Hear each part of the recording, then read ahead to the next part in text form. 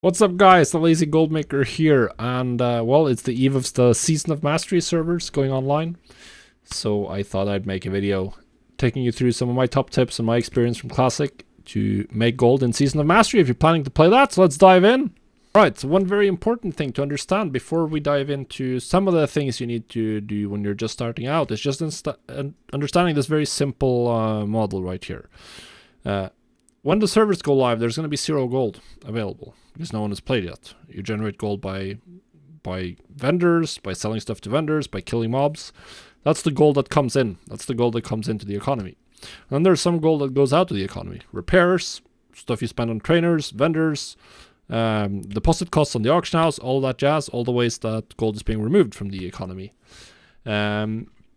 Now, generally speaking, the gold coming in is almost always higher than the gold going out. That's a feature of WoW.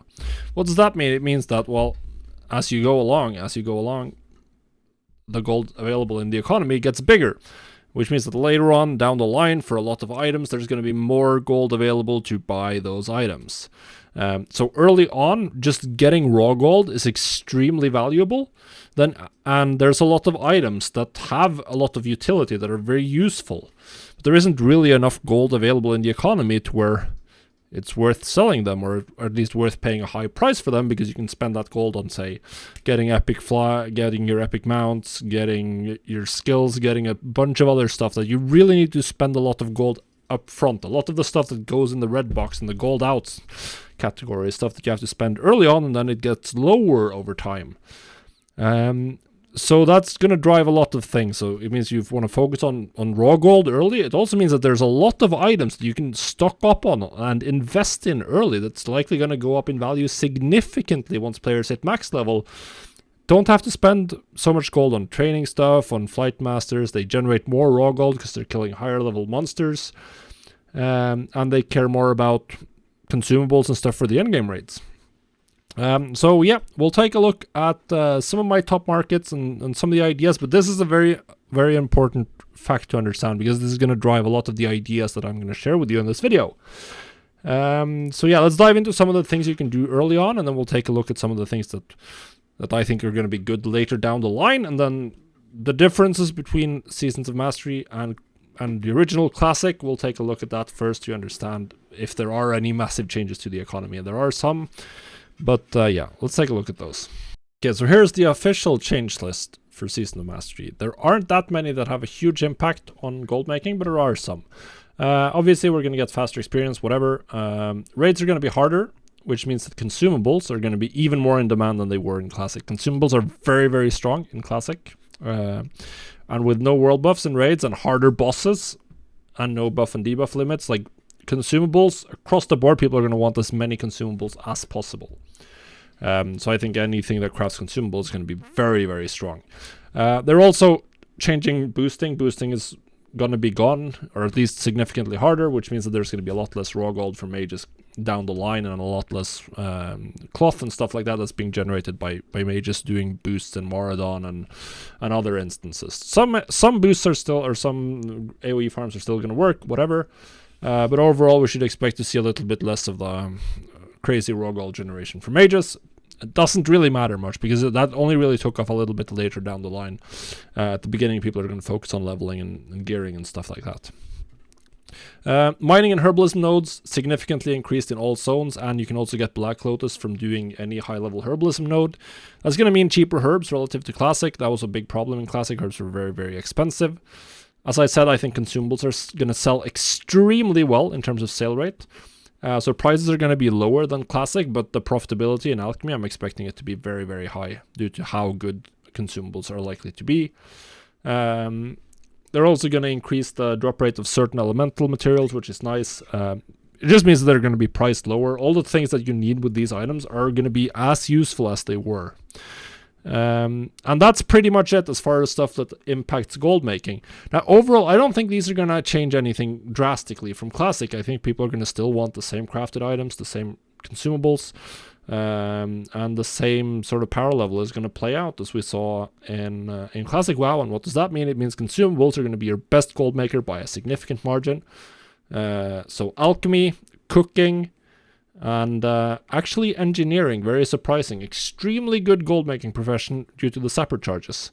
Sapper charges are incredibly good. Tons of people go engineering specifically for sapper charges.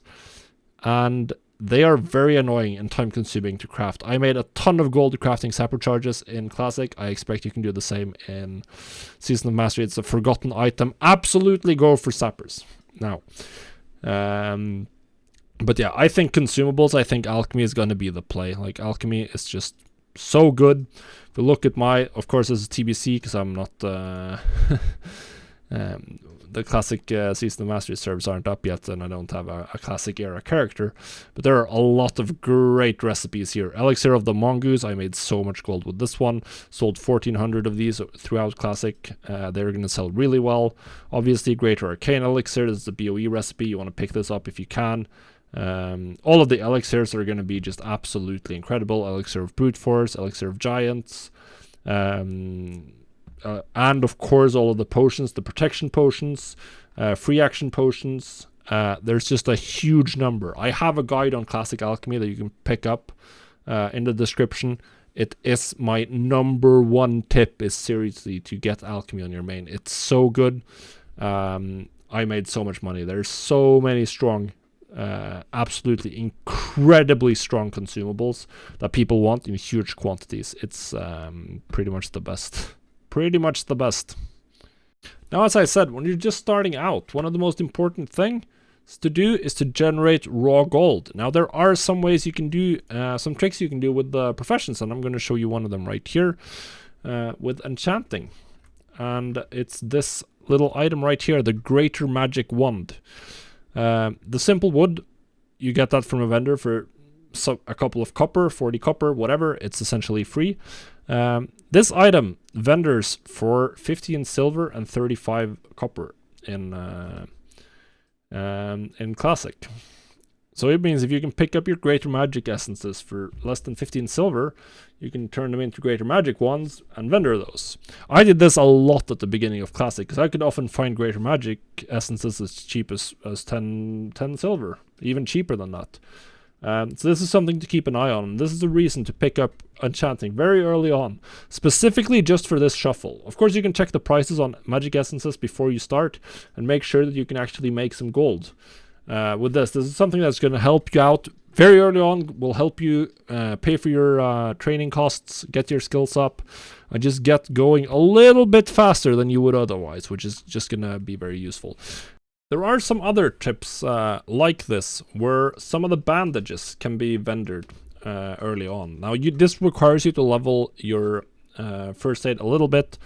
You can sell Mage Weave bandages. The Heavy Mage Weave bandage vendors for 8 silver, at least this is from TBC. If I remember correctly from Classic, the Mage Weave bandage will vendor for 4 silver.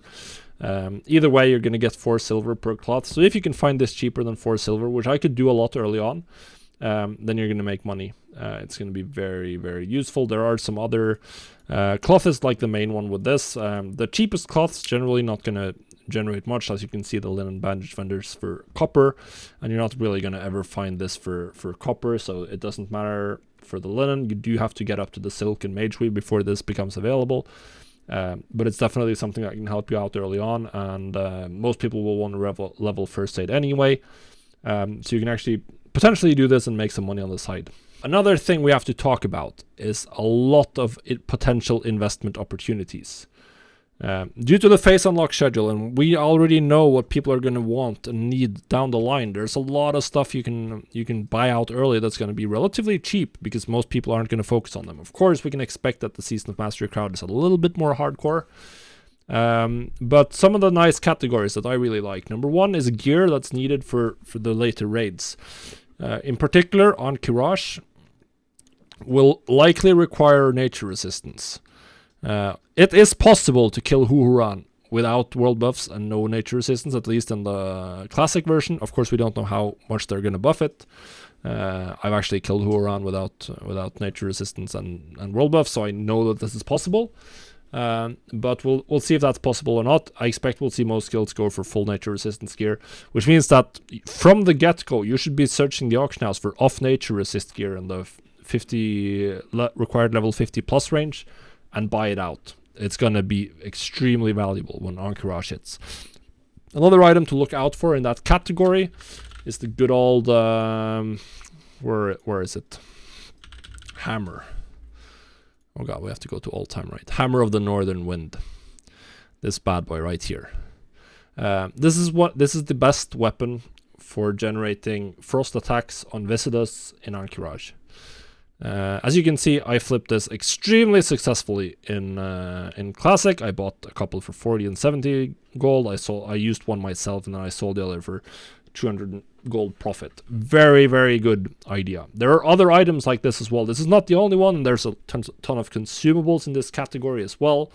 There's fire protection stuff in phase 1, so they're not going to ever be flippable, but the nature resistance potions are going to really take off for Encourage, and then for Naxxramas you're going to see frost resistance potions, you're going to see shadow resistance potions. It's particularly great their shadow resistance potions that are literally required to be able to kill Loatheb. They are fantastic. So there's a lot of stuff here. Consumables, items, the main thing I would suggest Hammer of the Northern Wind specifically. This one is not really useful outside of the Viscidus. Nature resistance gear, and then the nature resistance and shadow protection potions, they are going to be incredible. Alright, so the next thing I wanted to cover is that there are a couple of materials that are not particularly popular very early on. They are generated in lower level zones, but they are incredibly useful at max level. Because there are some alchemy consumables, like the ones I'm hovering over now, the limited invulnerability potion, normal fire protection potion, there should be a free action potion down here. These do not use maximum level materials. They use materials that are generated in lower level zones. So a lot of these will be generated while everyone's leveling and no one's really buying consumables. One in particular that I had a lot of success with was the small flame sack. You get this from whelps in the Badlands, some other players or some other areas. This one you can probably pick up very, very cheaply the first couple of weeks. So pay attention to this one on the auction house in particular. It's used in the normal fire protection potions that are pretty useful. They're worse than the greater fire protection potions, of course, but a lot of people are going to use these still. It can be used on trash, can be used if you're poor or if you don't want to spend as much money on the greater fire protection potions. Definitely very, very good. The same thing for the free action potions, the strangle kelp, the oily blackmouth if people are fishing. This potion is just incredible. It's used in both raids and in PvP. Absolutely amazing. I'm sure there are some other ones. I don't really see them now. The nature protection potion is really good compared to the big one. It's pretty much the same recipes. But absolutely the big one is that I know of is the small flame sack. That you really want to pay attention to, because it's just generated from people killing mobs, and no one's really going to be buying them early on. So pay attention to that one, and just if you can snag some cheaply, then go for it. It's going to pay off down the line. All right, so that's it for this video. To recap, number 1, focus on consumables. It's going to be, in my opinion, by far the strongest thing to make gold with in Season of Mastery. Number 2, focus on early raw gold. If you can, use some of the shuffles that I shared. Some others if you can. Any way you can generate some extra raw gold early on is going to help you out. And make some investments for some of the later phases. I shared some of the ideas here. There's going to be more. Just look up phase 5 and phase 6 or Encourage, Naxxramas guides. What items are people gonna need? It should help you out a lot. So, yeah, I'm not going to personally play much Season of Mastery because I already played Classic. I feel like I'm sort of done with it. Not a huge fan. Or, well, it was a nice trip down nostalgia lane, but I'm not going to do it again. I don't think so. But if you are, then this should help you out to generate gold, which is going to be, of course, very important to fund all your consumables and all the fun you're going to have. So yeah, good luck in Season of Mastery. Thanks for watching. If you want more content like this, make sure you leave a like. That way I'll know you like Season of Mastery stuff, and we might put out some more for you. Goodbye!